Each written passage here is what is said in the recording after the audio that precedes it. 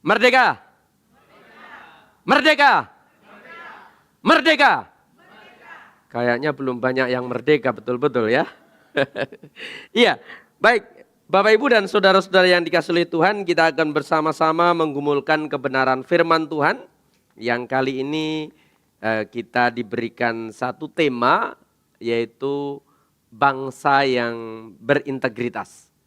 Saya akan mengajak untuk kita semua membaca dari Amsal pasal 14 ayatnya yang ke-34. Amsal 14 ayat 34, setelah hitungan yang ketiga kita akan membaca bersama-sama. 1, 2, 3. Kebenaran meninggikan derajat bangsa, tetapi dosa adalah noda bangsa. Bapak Ibu dan saudara-saudara yang dikasihi oleh Tuhan, bulan Agustus selalu menjadi momen penting yang dinantikan oleh setiap orang, seluruh rakyat di Indonesia. Kecuali kita bukan bangsa Indonesia, mungkin tidak pernah menantikan itu. Saya ingat betul pada waktu saya masih kecil, peringatan-peringatan berkenaan dengan 17 Agustus ini menjadi sebuah penantian yang sangat menyenangkan. Karena apa?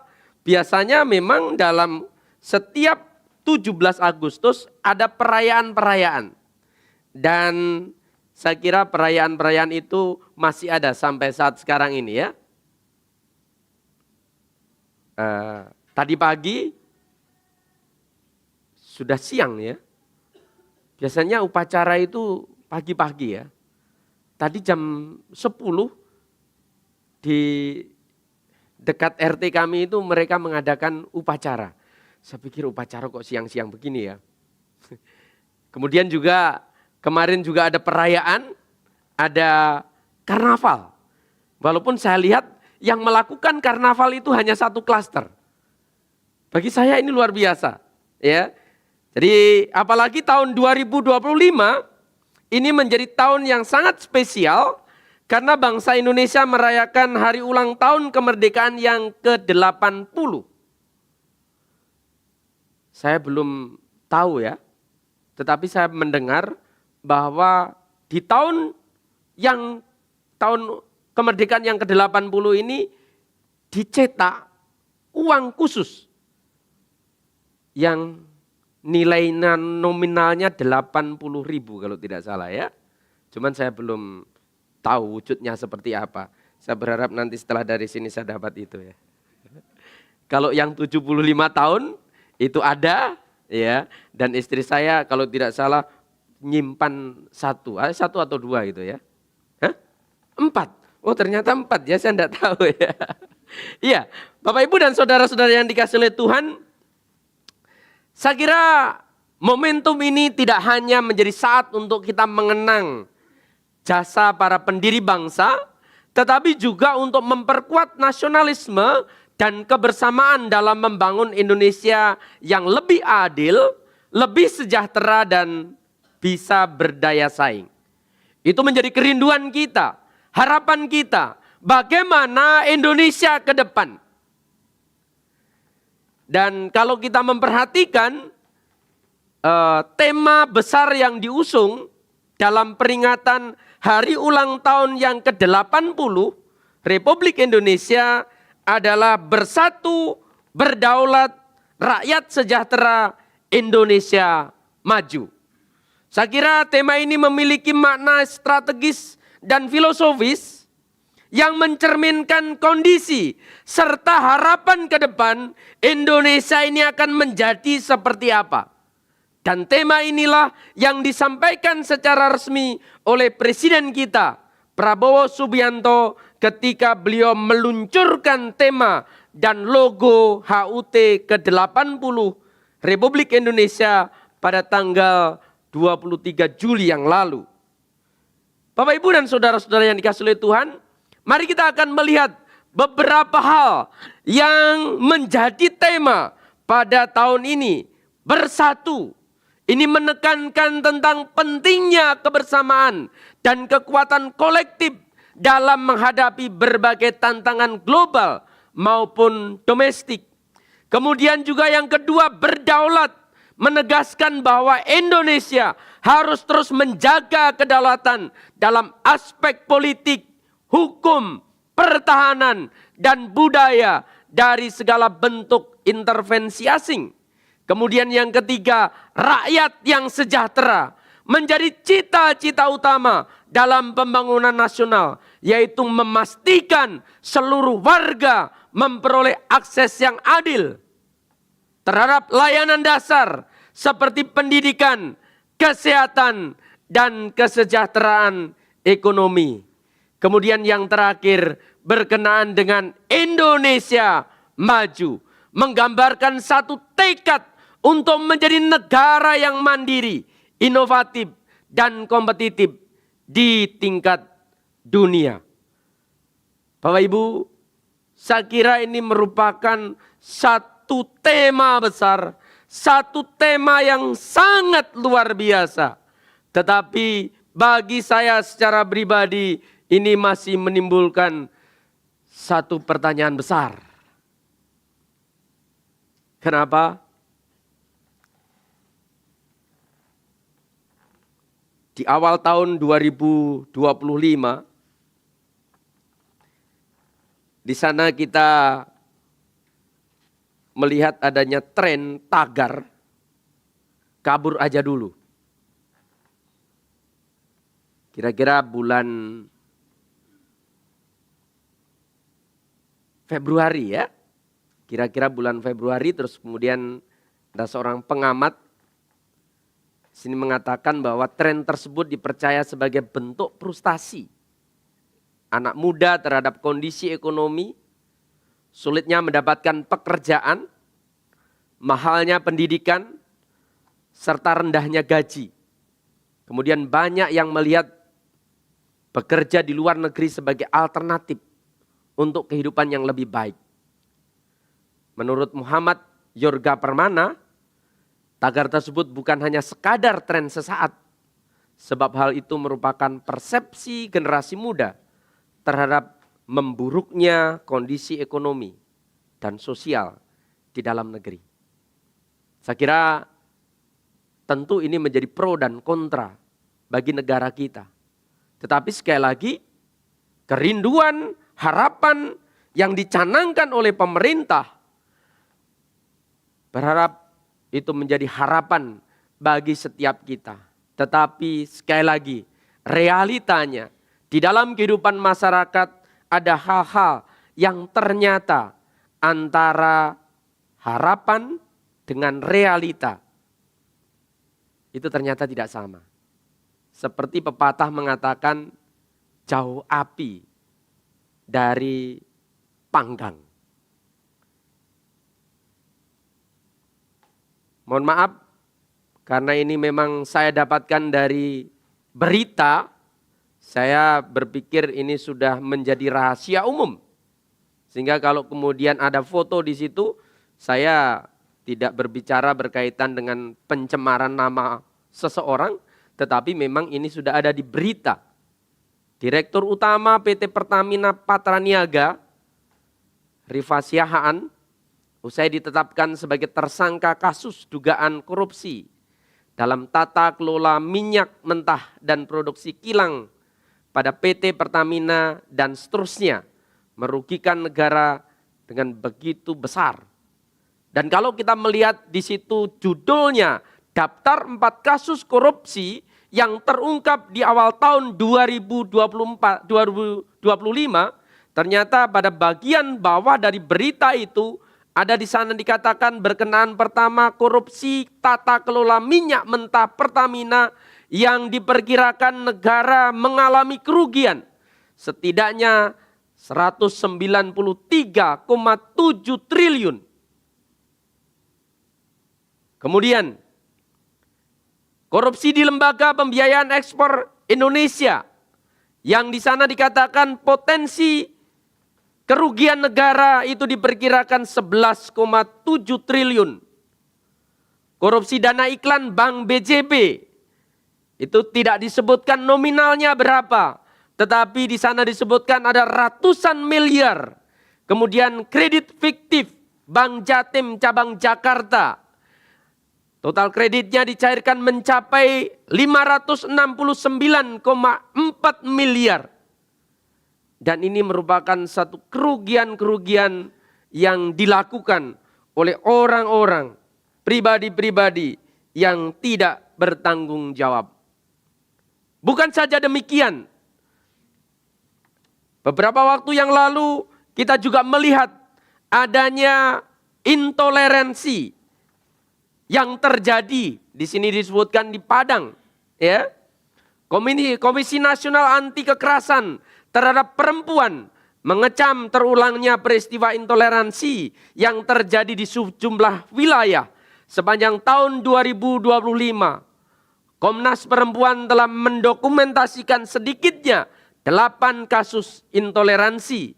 Setelah sebelumnya terjadi di Sukabumi dan Depok, peristiwa serupa kembali terjadi di Padang pada tanggal 27 Juli 2025. Insiden tersebut berupa persekusi terhadap jemaat Gereja Kristen Setia Indonesia yang sedang beribadah di rumah doa yang berlokasi di Kelurahan Padang Sarai, Kecamatan Koto Tangah, Kota Padang. Kemudian juga kita melihat ada satu judul berita yang berkata, jangan santai, ada 5 tanda ekonomi RI tidak baik-baik saja. Walaupun kita juga melihat bahwa apa yang disampaikan oleh Presiden Prabowo menyatakan beliau bahwa Indonesia dalam keadaan baik-baik saja.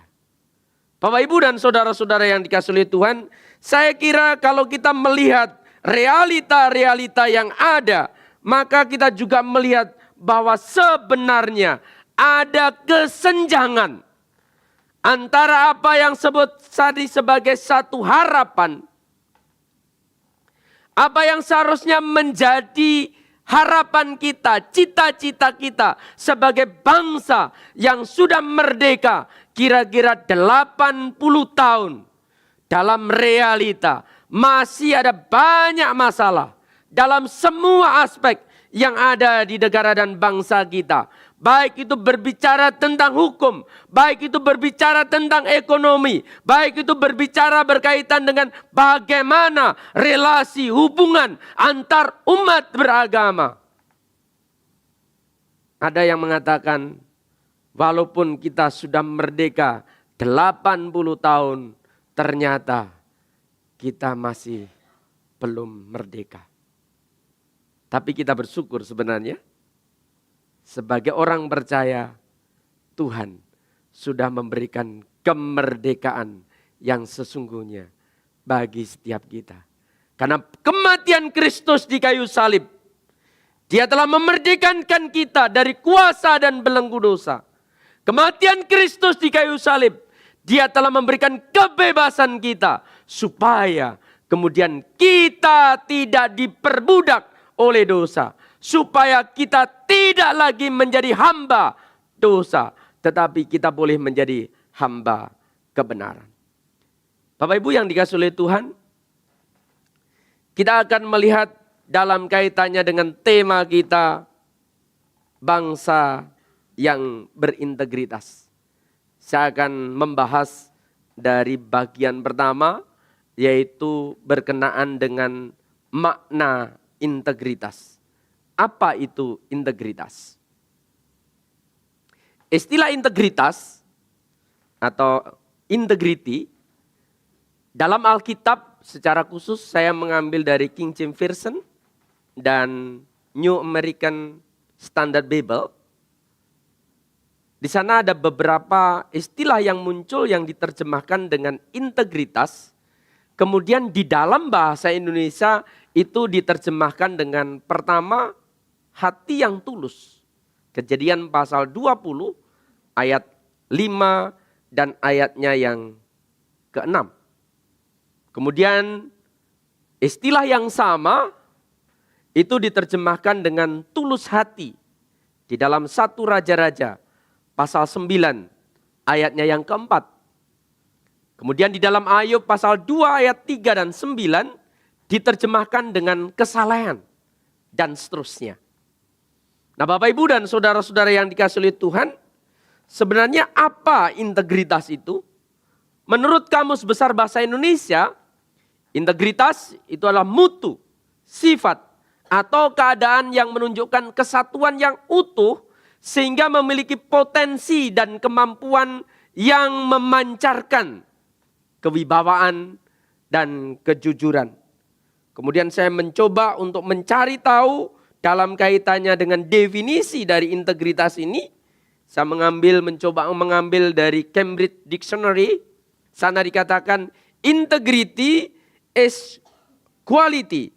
The quality of being honest and having strong moral principles, moral uprightness. Atau integritas adalah kualitas kejujuran dan memiliki prinsip-prinsip moral yang kuat. Kejujuran moral. Inilah yang ditekankan dalam kaitannya dengan integritas. Kemudian ada seorang yang bernama Glenn Mitchell memberikan satu definisi yang cukup sederhana, tetapi bagi saya definisi ini sangat mendalam. Integrity is the state of being whole and undivided. Atau boleh diterjemahkan sebagai integritas adalah keadaan yang utuh dan tidak terbagi. Artinya, kalau kita berbicara tentang integritas, itu adalah satu kesatuan utuh antara apa yang dipikirkan, antara apa yang dikatakan dengan tindakan. Dan berbicara tentang integritas itu berbicara tentang sesuatu yang sebenarnya antara tindakan, antara pernyataan, dimanapun, kapanpun tetap sama. Saya tidak bisa berkata sebagai orang yang memiliki integritas, kalau misalnya saja di hadapan istri saya berbicara A, kemudian di hadapan orang lain saya berbicara B. Maka itu bukan integritas. Integritas, kalau kemudian saya simpulkan, adalah suatu kualitas atau sifat moral yang mencakup kejujuran, keadilan, konsistensi, dan ketulusan dalam tindakan, perkataan, dan sikap seseorang dalam segala situasi tanpa kompromi atau penyimpangan. Sehingga kalau kita melihat di sini Bapak Ibu dan saudara-saudara yang dikasihi oleh Tuhan, berbicara tentang integritas, ini berbicara tentang keutuhan yang tidak terpisahkan. Kalau kita melihat negara dan bangsa kita, ini bagi saya harus menjadi sebuah perjuangan yang sangat panjang untuk mewujudkan kerinduan kita bersama menjadi bangsa yang berintegritas. Sayang sekali kalau kita berbicara berkenaan dengan hukum yang ada di dalam negara dan bangsa kita, berbicara berkaitan dengan apa yang telah diputuskan oleh pemimpin-pemimpin bangsa. Demikian juga dalam kaitannya dengan kerinduan bagaimana pada tahun yang ke-80 Indonesia merdeka ini. Kerinduannya adalah Indonesia menjadi bangsa yang bersatu, berdaulat, rakyat sejahtera, Indonesia maju. Saya pikir ini masih menjadi mimpi yang untuk mewujudkannya perlu perjuangan kita bersama. Perlu perjuangan seluruh anak bangsa. Perlu perjuangan yang tidak mudah. Bahkan kita sebagai gereja Tuhan yang ada di Indonesia tidak bisa kemudian melihat kondisi yang ada dalam negara dan bangsa ini. Kemudian kita berdiam diri dan do nothing. Maka kita perlu melakukan sesuatu di dalam kehidupan kita. Kemudian yang kedua, Bapak Ibu dan saudara-saudara yang dikasihi oleh Tuhan, berbicara berkaitan dengan pentingnya integritas suatu bangsa. Bapak Ibu, bagian pertama, Alkitab mengajarkan pentingnya kehidupan berintegritas bagi orang percaya. Ternyata ada begitu banyak istilah integritas di dalam Alkitab. Seperti tadi saya sudah menyebutkan ada beberapa istilah. Itu hanya sebagian saja yang sudah saya sampaikan. Ada di dalam Kejadian pasalnya yang ke 20 ayat 5 dan 6. Kemudian juga 1 Raja-Raja pasal 9 ayat 4 dan seterusnya. Tadi saya sudah sampaikan. Ada begitu banyak ungkapan istilah yang menunjukkan bahwa Tuhan menghendaki supaya setiap kita orang percaya menjalani kehidupan yang berintegritas. Amsal pasal 10 ayat 9 misalnya saja, di sana dikatakan, siapa bersih kelakuannya, aman jalannya, tetapi siapa berliku-liku jalannya akan diketahui. Artinya, mereka yang menjalankan kehidupan kelakuannya secara bersih, sebenarnya ini adalah pribadi-pribadi yang tidak perlu mengalami dan memiliki ketakutan di dalam hidupnya. Hanya mereka-mereka yang melakukan kesalahan, mereka-mereka yang melakukan penyelewengan, merekalah yang akan mengalami ketakutan di dalam kehidupannya. Bapak, Ibu, dan saudara-saudara yang dikasihi oleh Tuhan, ini adalah hal yang diajarkan di dalam Alkitab, bahwa Tuhan mau supaya setiap orang percaya hidup di dalam integritas. Setiap orang percaya bersih kelakuannya. Supaya apa? Supaya dia tetap berjalan dan dia aman dalam jalannya. Bapak Ibu, demikian juga kalau kita membaca di dalam Mazmur pasal 15 ayat 1 sampai 2, di sana dikatakan demikian. Tuhan, siapa yang boleh menumpang dalam kemahmu? Siapa yang boleh diam di gunungmu yang kudus? Yaitu dia yang berlaku tidak bercela, yang melakukan apa yang adil, dan yang mengatakan kebenaran dengan segenap hatinya. Dalam terjemahan bahasa Inggris, di sana dikatakan, he who walks with integrity. Berlaku tidak bercela. Bapak, Ibu, dan saudara-saudara, di dalam Mika pasal 6 ayat 8, di sana juga dikatakan, hai manusia, telah diberitahukan kepadamu apa yang baik dan apakah yang dituntut Tuhan daripadamu, selain berlaku adil, mencintai kesetiaan, dan hidup dengan rendah hati di hadapan Allahmu. Maka kita melihat bahwa setiap kita orang percaya, Tuhan menghendaki. Setiap kita orang percaya, Tuhan mau supaya kita menjalani kehidupan yang berintegritas. Ternyata bukan saja demikian. Terlebih mereka-mereka yang mendapatkan kepercayaan sebagai pemimpin bangsa.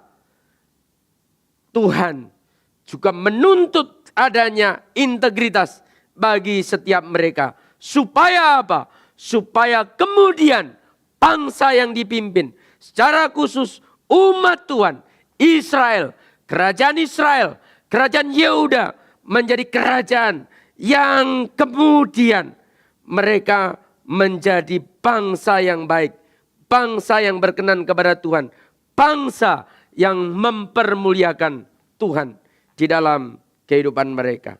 Amsal 14 ayat 35 sebagai bacaan kita pertama, di sana dikatakan, kebenaran meninggikan derajat bangsa, tetapi dosa adalah noda bangsa. Bapak, Ibu, dan saudara-saudara yang dikasihi Tuhan, kalau kita melihat tokoh-tokoh di alam Alkitab, tokoh-tokoh seperti Daniel, tokoh-tokoh seperti Yusuf, Dulu pada waktu kami belajar berkenaan dengan spiritual formation, salah satu dosen kami, karena pada waktu itu yang mengajar kami spiritual formation itu tim. Ya. Ada 4 dosen yang mengajar kami, ya. Dan salah satunya beliau mengatakan bahwa di dalam Alkitab ada 2 pribadi yang disebut sebagai men of integrity, yaitu Yusuf dan Daniel. Bapak Ibu, secara etika, secara moral, secara hukum, kita tidak mendapati dan kita tidak akan mendapati kesalahan yang dimiliki oleh Yusuf maupun Daniel. Karena itulah Daniel, kalau kita melihat bagaimana kehidupannya kemudian memiliki dampak kepada satu bangsa yang besar. Walaupun dia adalah sebagai orang tawanan, dia sebagai orang buangan, tetapi dia berada di satu bangsa, satu negara, satu kerajaan yang besar pada waktu itu, yaitu kerajaan Babel. Tetapi dia menjadi pribadi yang dipercaya. Kemudian kehidupannya mempengaruhi orang-orang lain. Kehidupannya menjadi tolok ukur tentang kebenaran. Kehidupannya menjadi teladan bagi orang-orang yang ada di sana. Yang kemudian menimbulkan iri hati. Dan kemudian ada orang yang mau menjatuhkan dia. Tetapi ketika pada waktu itu ada orang yang melakukan penelitian berkenaan dengan kehidupannya. Di sana dikatakan pada diri Daniel tidak didapati kesalahan apapun. Bapak, Ibu, dan saudara-saudara yang dikasihi oleh Tuhan, seorang pemimpin bangsa, Tuhan mau supaya kemudian bangsa yang dipimpin itu menjadi bangsa yang berintegritas. Maka perlu mereka memberikan teladan. Perlu mereka menerapkan, memiliki integritas di dalam kehidupan mereka. Demikian juga kalau kita membaca di dalam kitab Ulangan pasal 16 ayat 19 sampai 20, di sana dikatakan, janganlah memutarbalikkan keadilan, janganlah memandang bulu, dan janganlah menerima suap, sebab suap membuat buta mata orang-orang bijaksana dan memutarbalikkan perkataan orang-orang yang benar. Semata-mata keadilan itulah yang harus kau kejar, supaya engkau hidup dan memiliki negeri yang diberikan kepadamu oleh Tuhan Allahmu. Bapak Ibu, kita melihat di sini bahwa seorang pemimpin tidak boleh memutarbalikkan keadilan. Yang sering terjadi, kebenaran dibalik menjadi ketidakbenaran. Keadilan. Ada orang yang mengatakan justru di pengadilanlah terjadinya ketidakadilan. Oleh karena suap, oleh karena sogok, dan lain sebagainya. Seperti dikatakan di sini, mata orang-orang bijak menjadi buta oleh karena suap.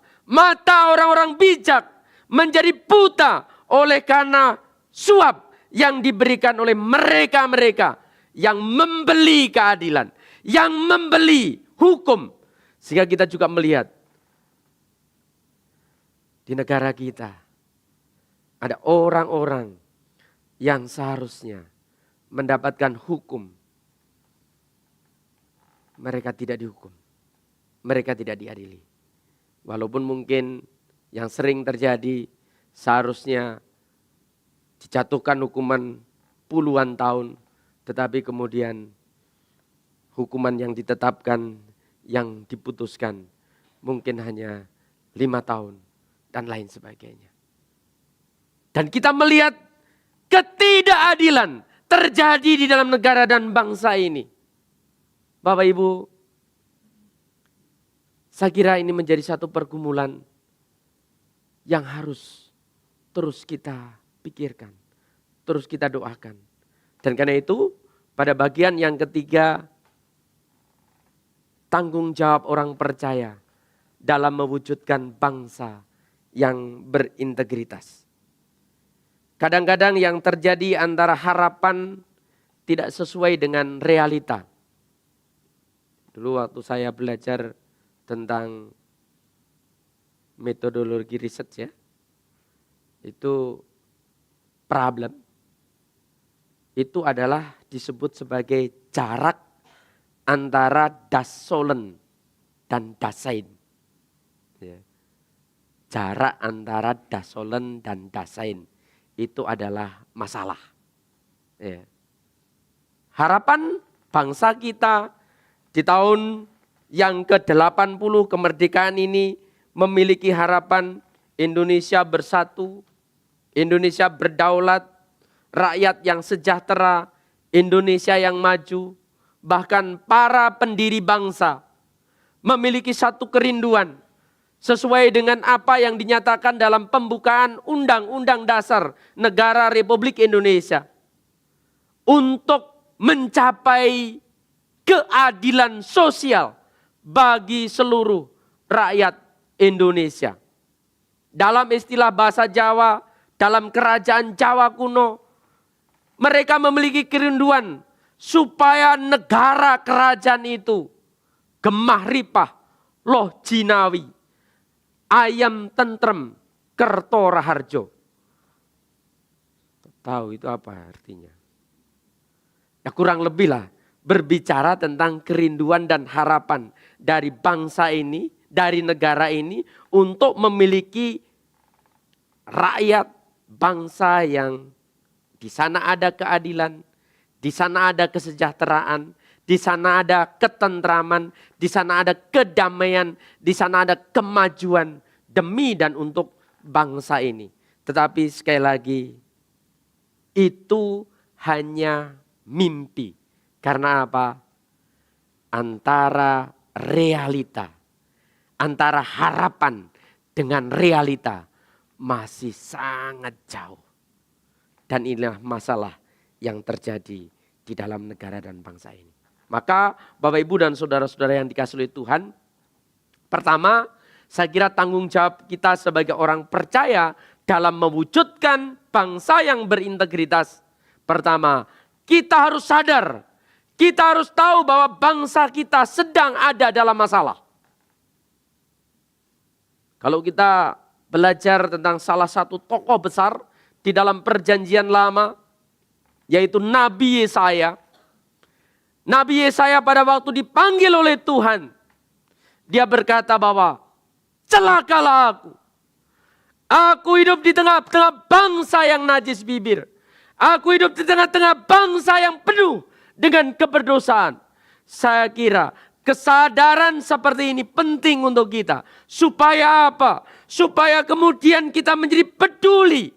Kita tidak acuh terhadap bangsa ini, terhadap situasi dan kondisi bangsa ini. Ketika kita memiliki satu kepedulian, kemudian kita menjadikan itu sebagai pokok doa-doa kita di dalam kehidupan kita.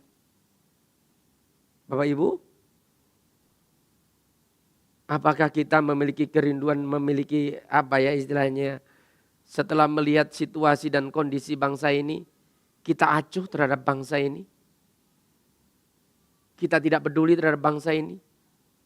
Bahkan kita tahu sebenarnya melalui berita, tetapi kadang ada banyak orang, bahkan ada banyak orang Kristen, yang penting aku aman.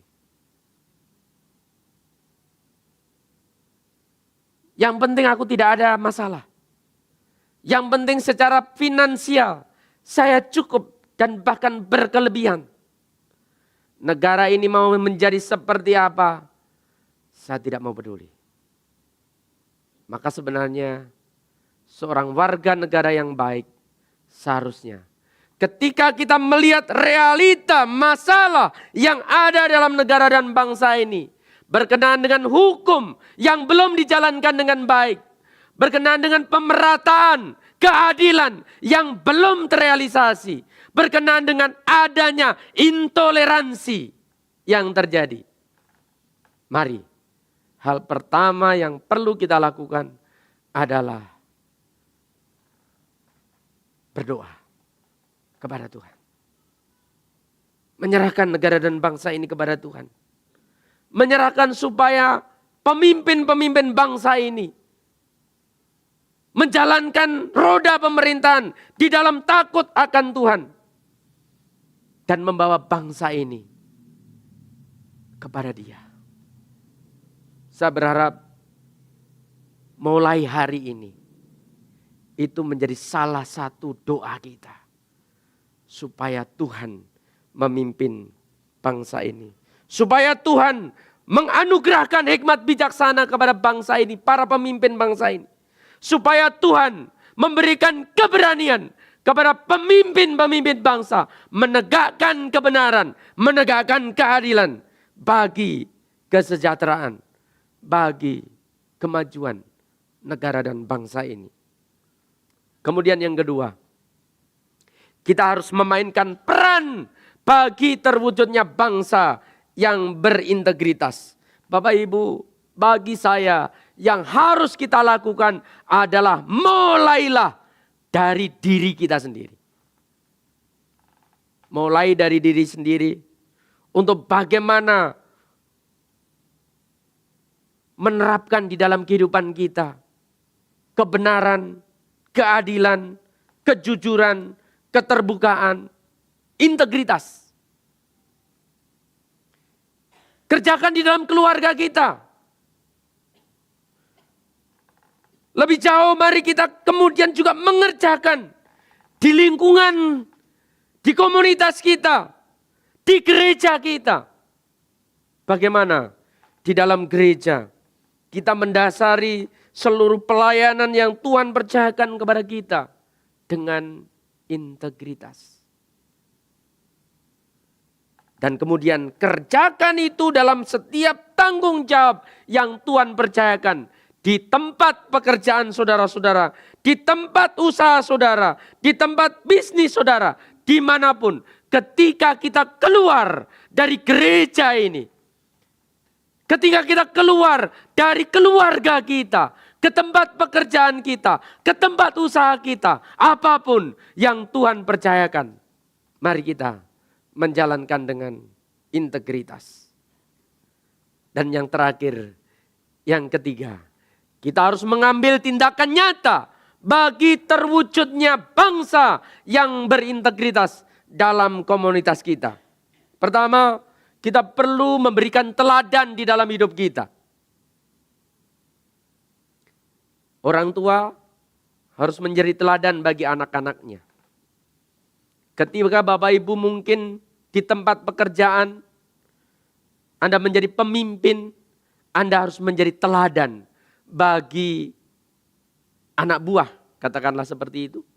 Bagi mereka-mereka saudara-saudara yang dipercayakan kepada saudara, kepada Bapak Ibu sekalian, untuk Bapak Ibu saudara-saudara sekalian pimpin mereka. Harus menjadi teladan. Untuk menunjukkan perilaku yang baik, menunjukkan nilai-nilai integritas, seperti kejujuran, keadilan dan tanggung jawab di dalam kehidupan kita. Karena kalau tidak, omong kosong. Bagaimana kita akan bisa membangun satu bangsa yang berintegritas kalau kita tidak mau memulai dari diri kita sendiri. Kemudian yang berikutnya, saya kira perlu untuk memberikan edukasi. Bagaimana kita mengedukasi anak-anak muda tentang nilai-nilai moral, tentang nilai-nilai berkenaan dengan etika, serta pentingnya integritas di dalam kehidupan kita. Bangsa ini ke depan ada di tangan anak-anak muda ini. Kalau Tuhan izinkan 70 tahun, saya mungkin tinggal 13 tahun. Kalau Tuhan izinkan 80 tahun, berarti tambahlah bonusnya. 23 tahun. Tapi kita tidak tahu kan. Jangan-jangan besok. Jangan-jangan nanti malam. Tetapi kita perlu untuk mengedukasi, memberikan kepada anak-anak kita, generasi-generasi muda, untuk mereka memiliki nilai-nilai moral, nilai-nilai etika, dan mereka memiliki integritas di dalam kehidupan mereka. Yang terakhir, perlu kita melakukan kolaborasi, bekerja sama dengan berbagai elemen dalam masyarakat untuk menciptakan lingkungan yang mendukung integritas. Saya senang dengan gereja ini. Di sana ada PAMA, di sana ada STT Makedonia, di sana ada Mika. Bersama-sama mempersiapkan generasi muda yang nanti akan bertanggung jawab untuk bangsa dan negara ini. Bapak Ibu, waktu kita yang sudah 6 tahun ke atas, ya 60 tahun maksud saya, kok 6 tahun. Berarti masih melek ya. 60 tahun ke atas, waktu kita tinggal sedikit sekali. Ya. Mari kita persiapkan anak-anak kita. Mari kita persiapkan generasi-generasi muda kita. Adik-adik yang diberikan kesempatan untuk belajar dari Mika ini ya, SMA Makedonia, mereka diberikan kesempatan di UPH dan lain sebagainya. Persiapkan diri Anda baik-baik. Kalau Anda nanti jadi guru, jadilah guru yang kemudian memberikan satu teladan yang baik bagi generasi berikutnya. Itu tanggung jawab kita. Kalau kita menginginkan negara dan bangsa ini lebih baik, menginginkan negara dan bangsa ini lebih maju, menginginkan negara dan bangsa ini lebih adil, menginginkan negara dan bangsa ini lebih sejahtera. Tadi dijelaskan bahwa integritas adalah kualitas kejujuran, ketulusan, kebersihan hati, dan lain sebagainya. Namun bukankah Alkitab mengajarkan bahwa dunia ini sudah jatuh ke dalam dosa? Dan kecenderungan manusia adalah berdosa, non posse, non peccare. Kita percaya bahwa Kristus mati supaya manusia bisa hidup tidak terus-menerus di dalam dosa. Pertanyaan saya, apakah itu berarti hanya orang Kristen saja yang bisa sungguh-sungguh untuk berintegritas penuh? Kalau begitu, bagaimana dengan bangsa Indonesia yang isinya beragam agama? Apakah istilah bangsa yang berintegritas itu mungkin untuk diwujudkan? Apalagi penguasa kita sampai saat ini kebanyakan bukanlah orang percaya. Terima kasih. Ya, terima kasih. Wah, ini pertanyaan yang tidak mudah untuk saya jawab. Ya, kita tahu bahwa Alkitab memang menyatakan kepada semua kita bahwa manusia tanpa kecuali itu jatuh di dalam dosa. Ya, manusia tanpa kecuali itu jatuh di dalam dosa. Dan hanya melalui Kristus kita mengalami pembaharuan. Kita mengalami pemulihan. Jadi kalau kita melihat dari sisi ini, ya, sebenarnya berbicara tentang integritas itu yang mungkin untuk memilikinya itu adalah kita sebagai orang percaya. Ya, seharusnya seperti itu. Kalau kita berbicara dari sisi Alkitab, ya. Tetapi kita juga perlu tahu bahwa keberadaan manusia, ya, itu ternyata mereka juga belajar ya. Jadi orang-orang lain pun juga belajar. Dan kadang-kadang kalau kita berbicara berkaitan dengan proses belajar, mengajar dan lain sebagainya itu kan ada interaksi. Ya, ada interaksi bahkan juga dalam kaitannya dengan orang Kristen, ya, orang percaya, mereka berinteraksi dengan kita dan lain sebagainya. Dan di sanalah sebenarnya kita bisa untuk memberikan dampak, memberikan pengaruh kepada mereka. Ya, kalau kita belajar dari sisi negara-negara yang memang sudah memiliki dasar kekristenan, itu kan mereka juga memiliki pengaruh yang ini ya dalam kaitannya dengan bagaimana berbangsa dan bernegara. Katakanlah walaupun sekarang mereka sudah menjadi negara sekuler dan lain sebagainya, tetapi saya kira mereka mewarisi iman Kristen, ya, mewarisi nilai-nilai kekristenan, ya. Dan itu saya kira kalau berbicara berkaitan dengan integritas dalam kaitannya dengan apa yang dinyatakan di dalam Alkitab, ya memang mereka yang dipulihkanlah yang akan mampu menjalani kehidupan yang berintegritas. Dan bagi mereka-mereka yang juga menjalani kehidupan yang ya katakanlah negara barat yang mewarisi nilai-nilai Kristen dan lain sebagainya, walaupun seperti tadi saya katakan mereka sudah sekuler dan lain sebagainya, tetapi nilai-nilai kekristenan itu masih ada pada mereka, ya. Jadi saya kira kalau kemudian pertanyaannya adalah bagaimana dengan negara dan bangsa ini yang dipimpin oleh orang-orang yang di luar daripada kekristenan, ya. Ini menjadi sebuah pergumulan yang tidak mudah untuk kita. Dan bagi saya secara pribadi, ya, mereka-mereka adalah orang yang telah dipilih oleh Tuhan untuk memimpin negara dan bangsa ini.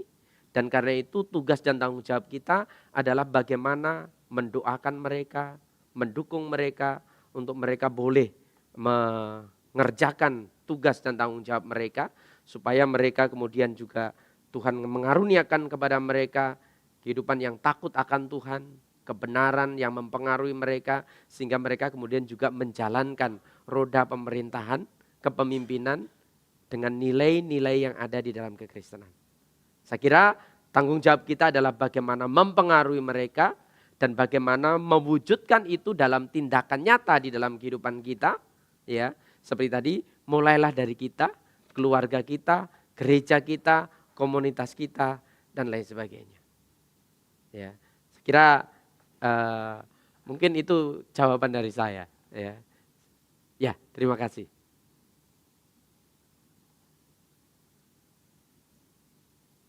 Silakan.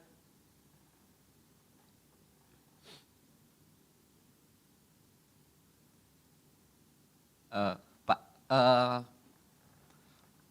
saya akan mengalami pertanyaan saya dengan hal seperti ini, Pak. Di Yeremia dikatakan bahwa usahakanlah kesejahteraan kota di mana aku buang dan berdoalah untuk kota tersebut gitu. Karena kesejahteraan kota itu akan berdampak ke kitanya gitu, Pak. Ya.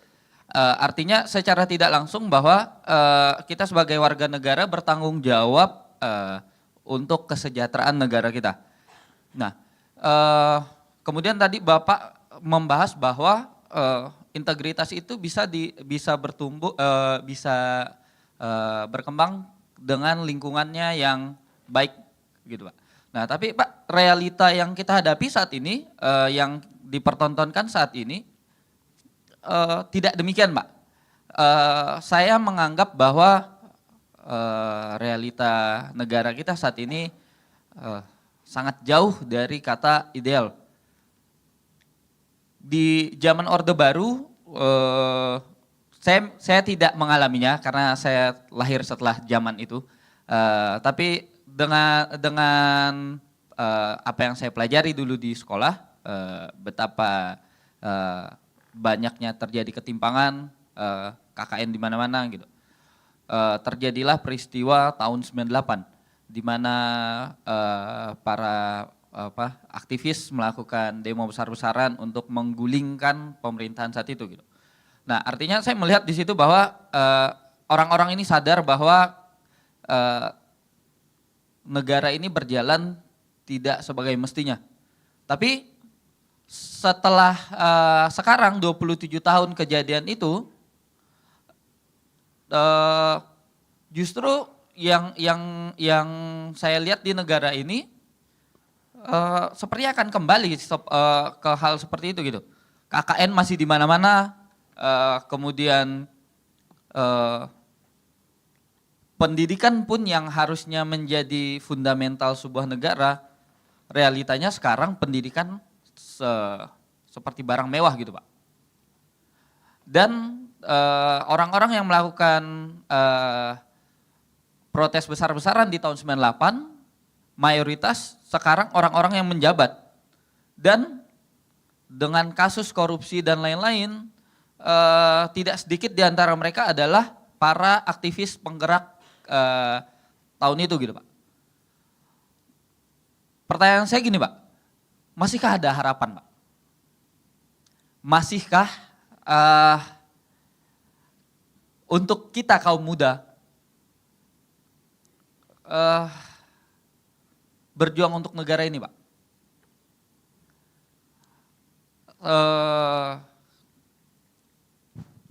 Gimana ya Pak? Karena kayak kita hidup bersih pun Pak, di tengah realita negara kita, lama-kelamaan akan jadi abu-abu Pak. Nah, peran kita sebagai gereja itu seperti apa Pak jadinya Pak? Gitu Pak. Ya, cukup? Cukup Pak. Ya, terima kasih. Maaf saya tadi susah untuk menghafal nama ya. Saudara Ajan ya, Ajan ya. Yang tadi saudara Hari atau Ari. Ya. Ya, jadi kalau kita melihat di dalam Yeremia yang disebutkan tadi adalah Yeremia 29 ya. Yeremia 29 ayat 7, usahakanlah kesejahteraan kota kemana kamu aku buang, dan berdoalah untuk kota itu kepada Tuhan, sebab kesejahteraannya adalah kesejahteraanmu. Dan ada satu pertanyaan yang menunjukkan sebuah sikap apa ya, keraguan-raguan ya, apatis begitu ya. Masihkah kita boleh berharap untuk bangsa ini? Kalau kita melihat di dalam sejarah bangsa ini ya, sebenarnya para pendiri bangsa ini sudah memberikan fondasi yang sangat baik ya bagi bangsa ini. Cuman memang di dalam perjalanan ya sampai pada tahun yang ke-80 kemerdekaan ini, kita melihat realita yang seperti tadi katakan tidak sesuai dengan apa yang diharapkan. Ketimpangan ekonomi, tidak adanya pelaksanaan hukum secara baik dan benar. Pendidikan juga seperti itu. Pendidikan sepertinya hanya elit saja yang bisa menempuh pendidikan yang baik ya dan lain sebagainya. Tetapi saya sih berharap anak-anak muda tidak apatis. Ya. Tuhan menempatkan kita di negara dan bangsa ini, saya yakin ada maksudnya. Kenapa saya tidak lahir di Jepang? Ya, kan orang-orang Jepang pendek-pendek juga seperti saya ya. Kenapa saya tidak lahir di sana? Kenapa saya lahir di Indonesia? Maka semua kita seharusnya menemukan jawaban itu. Mengapa saya lahir di Indonesia? Supaya apa? Supaya kemudian sesuai dengan apa yang Tuhan nyatakan, yang Tuhan rencanakan untuk setiap kita, kita boleh mengambil peran ada di Indonesia ini. Bahkan kalau kita kembali kepada kitab Yeremia tadi, sebenarnya Yeremia ini berada di pembuangan. Orang-orang Israel pada waktu itu berada di pembuangan di Babel. Tetapi toh demikian, Tuhan mau supaya kemudian mereka berdoa untuk kesejahteraan bangsa itu, kesejahteraan kota itu.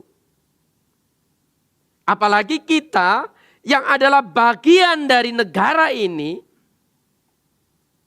saya berharap anak-anak muda tetap memiliki semangat, tetap memiliki harapan, jangan putus asa. Tuhan mau melalui hidupmu kamu melakukan sesuatu bagi bangsa ini. Kamu menjadi berkat bagi bangsa ini. Dan saya kira pergumulannya adalah masing-masing. Seperti Ajan misalnya saja, dalam bidang apa? Lakukan itu dalam tanggung jawab, lakukan itu dalam kejujuran, lakukan itu dalam ketulusan, lakukan itu dalam kebenaran, lakukan itu dalam keadilan. Maka engkau akan memberi dampak bagi orang yang ada di sekitarmu. Paling tidak itu yang bisa kita lakukan. Kita mungkin belum bisa untuk mengubah bangsa ini.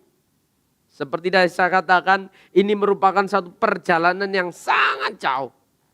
Kalaupun semua kita, semua negara atau semua warga negara ini, semua adalah orang yang Kristen, belum tentu negara dan bangsa ini memiliki integritas seperti apa yang kita pikirkan.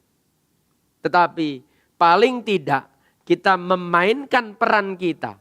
Apapun yang kita bisa lakukan, apapun peran yang kita bisa mainkan, mainkan itu di dalam takut akan Tuhan. Mainkan itu di dalam integritas yang kita pelajari, yang telah kita gumulkan bersama-sama. Dalam nilai-nilai kebenaran firman. Biarlah itu mewarnai kehidupan kita dan dari sanalah kita akan memberikan dampak kepada orang-orang yang ada di sekitar kita. Dan sedikit banyak memberikan dampak kepada negara dan bangsa ini. Saya hanya berpikir, kalau ada orang-orang seperti Daniel di negara dan bangsa ini, saya yakin negara dan bangsa ini akan lebih baik dari sekarang. Karena apa? Kadang-kadang ada orang-orang Kristen, ada orang-orang percaya yang mendapatkan dan memiliki posisi, tetapi kemudian menjalaninya tidak secara konsisten. Seperti tadi disampaikan, ada tokoh-tokoh yang berdemo memperjuangkan berkaitan dengan demokrasi dan lain sebagainya. Tetapi tokoh-tokoh yang dulu seperti itu, mereka juga yang sekarang banyak masalah. Ya. Yang katanya mau terjun dari Monas, sampai sekarang juga tidak terjun dari Monas.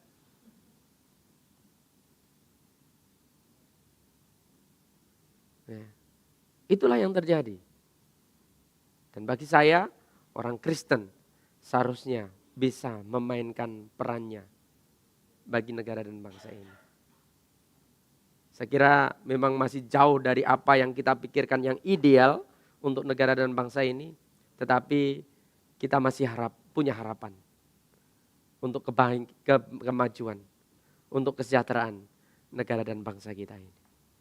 Saya berharap begitu ya, anak-anak muda khususnya. Ya. Kami ini 20 tahun ke depan sudah tidak ada. Kalianlah yang akan memegang kendali dari bangsa negara ini. Kalau anak-anak Kristen, anak-anak gereja, orang-orang percaya, ya, kemudian memiliki posisi yang baik di negara ini dan kemudian menjalankan integritas dengan konsisten. Artinya bukan hanya berjuang saja pada waktu melakukan demo, teriak-teriak berkaitan dengan anti korupsi dan lain sebagainya, tetapi setelah menjabat korupsinya lebih banyak lagi. Ya, dulu yang teriak-teriak tidak boleh menjabat double, ternyata juga selain di kementerian dia juga menjabat di BUMN. Itu kan teriak-teriak dulu. Tapi sekarang ya, itulah karena tidak konsisten. Ya, saya berharap anak-anak gereja, orang-orang percaya konsisten. Kalau suatu ketika Tuhan menempatkan Anda memiliki posisi memimpin bangsa ini, jalanilah dengan integritas. Ya, saya berharap ada harapan ya. Halo anak-anak muda, masih punya harapan ya bagi bangsa ini? Ya, kita mau kemana? Ya. Atau seperti tagar pada bulan Februari itu ya. Kabur aja dulu. Kalau kita kabur, bagaimana tanggung jawab kita terhadap bangsa ini? Janganlah. Ya. Baik, saya kira itu ya. Masih ada atau cukup? Bagaimana yang, silakan. Kita sampai jam berapa? Oke, baik. Terima kasih buat kesempatannya. Saya mau bertanya, kan kita tahu bahwa di Indonesia ada suku terabaikan berjumlah 189 suku yang belum dijangkau oleh Injil. Wow. Bagaimana cara kita sebagai anak muda, atau saya hanya meminta saran dari Bapak, dari gereja atau saran dari Bapak pribadi, gimana kita mewujudkan bangsa yang berintegritas untuk menyatakan apa yang ada di kitab suci kalau kita sendiri belum bergerak. Jangankan kita mau bergerak, orang-orang yang sudah di dalam gereja aja tidak ada, kalau mau berkata kasarnya, belum punya hati untuk 189 suku ini. Terima kasih. Wow, tepuk tangan dulu. Saya senang ini, anak muda seperti ini. Ya, memikirkan STA. Suku terabaikan. Karena ada banyak orang Kristen tidak terlalu peduli dengan suku-suku terabaikan.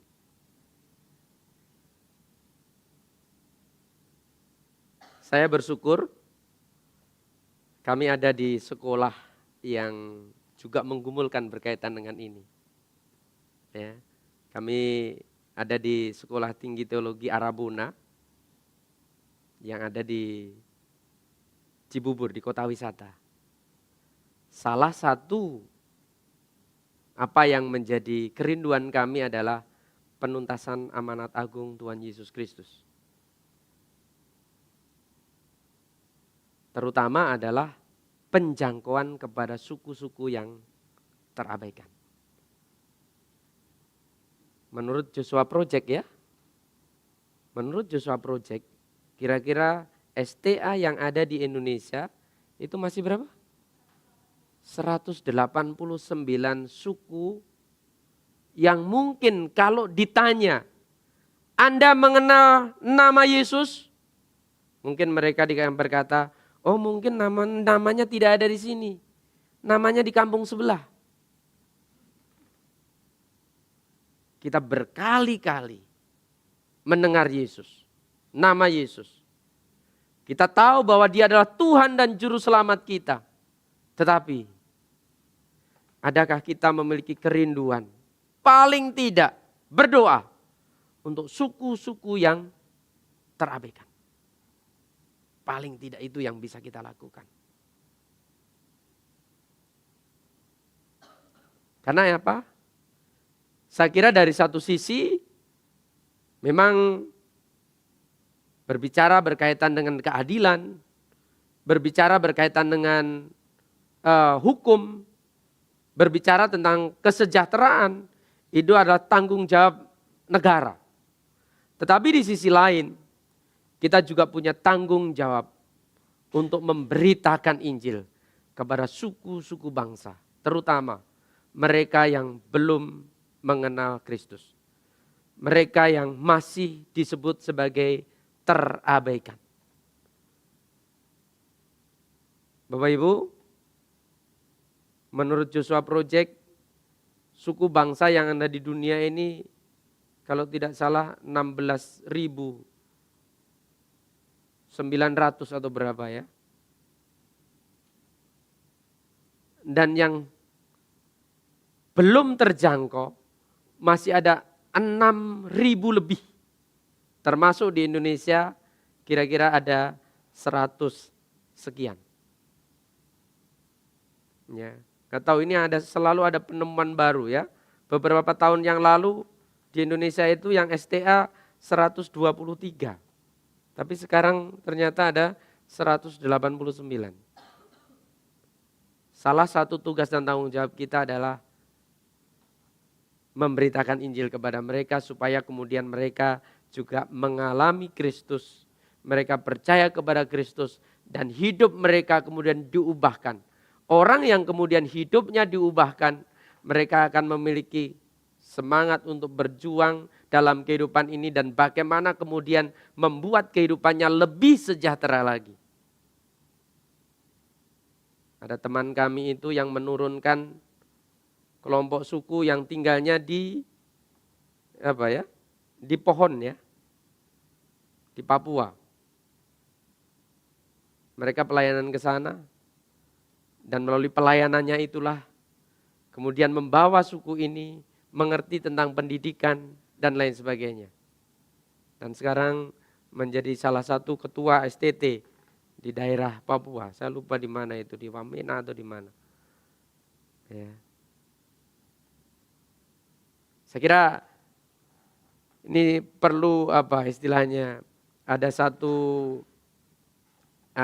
satu tema yang mungkin perlu juga ya kita bersama-sama menggumulkan itu. Kesadaran akan misi, khususnya untuk suku-suku yang terabaikan. Karena seringkali kita berbicara tentang misi, berbicara berkaitan dengan apa yang ada di sekitar kita. Itu tidak salah ya. Tetapi kita juga perlu untuk berpikir, menggumulkan untuk saudara-saudara kita yang sama sekali belum pernah mendengar tentang Injil. Karena apa? Tuhan Yesus datang itu setelah semua suku bangsa mendengar tentang Injil. Mereka percaya atau tidak, yang penting mereka mendengar tentang Injil, kemudian Tuhan Yesus mungkin baru akan datang.